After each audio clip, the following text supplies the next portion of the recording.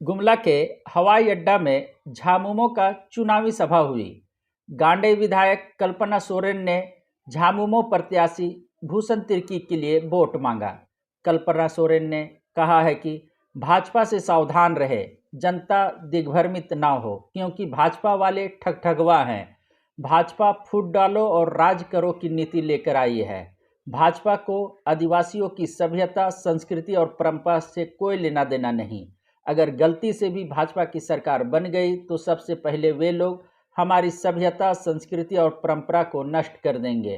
कल्पना सोरेन ने कहा है कि हमने सरना धर्म कोड मांगा, परंतु दिल्ली में बैठी भाजपा की सरकार सरना कोड नहीं दे रही है। केंद्र में बैठी भाजपा की सरकार की गिद्ध दृष्टि हमारे झारखंड राज्य पर है, यहाँ की खनिज संपदाओं पर है, ताकि वे झारखंड को लूटकर अपने उद्योगपति दोस्तों को लाभ दे सके। परंतु 13 नवंबर को आपको शिबू सोरेन के चुनाव चिन्ह में बटन दबाना है।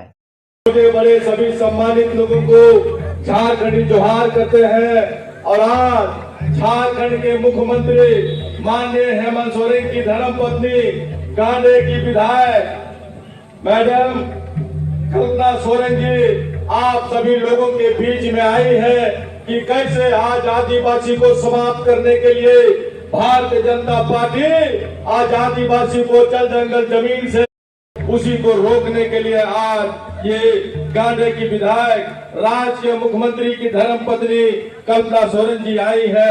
आपको बताएंगे कि कैसे भारतीय जनता पार्टी जल जंगल जमीन से हमको बेदखल करने के लिए आ रहा है, इसको रोकने का प्रयास कैसे करना है। मैडम कल्पना सोरेन आप सभी तमाम लोगों को बताने का काम करेंगी। धन्यवाद। पैसा दूसरे राज्यों में भेजने का काम करते थे। हमारे राज्य के गरीबों के सर के ऊपर पे मजबूत छत ना हो, ये हमें सोचते थे। यहाँ पे अगर इनको किसी भी चीज की चिंता है तो सिर्फ हमारे खनिज संपदा की चिंता है। आज हम शिक्षित हो, सावित्रीबाई फुले की योजना हो, सीएम स्कूल ऑफ एक्सीलेंस हो, हमारा अबुआ आवास हो, सर्वजन पेंशन की योजना हो, आज लाखों लाख लोग इसका लाभ ले रहे हैं और इसका सीधा लाभ हेमंत सोरेन जी ने आप लोगों को दिया है। हम लोगों ने अपनी योजना चलाई थी, आपकी योजना, आपकी सरकार, आपके द्वार। कभी आपने सोचा था कि सरकार आपके घर में आकर के आपको योजना दे करके जाएगी? लेकिन ये सोचने का काम हेमंत सोरेन जी ने बोला भी और करके भी दिखाया है।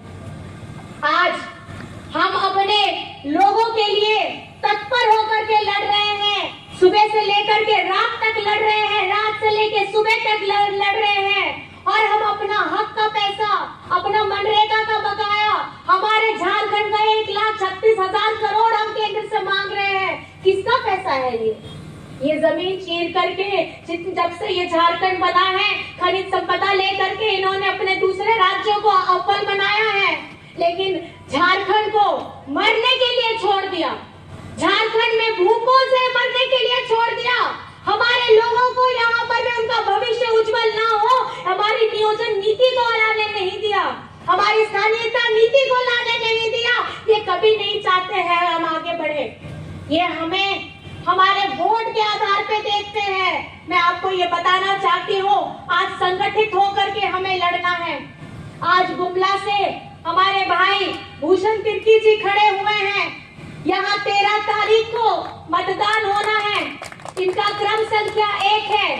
आप मुझे बताइए, इस महंगाई के दौर में, ये महंगाई के दौर में कितनों का बिजली बिल माफ हुआ है? जरा मुझे बताइए झारखंड में। जिनका हुआ है वो जरा हाथ उठा करके दिखाइए। किनका बिजली बिल माफ हुआ है? हुआ है ना?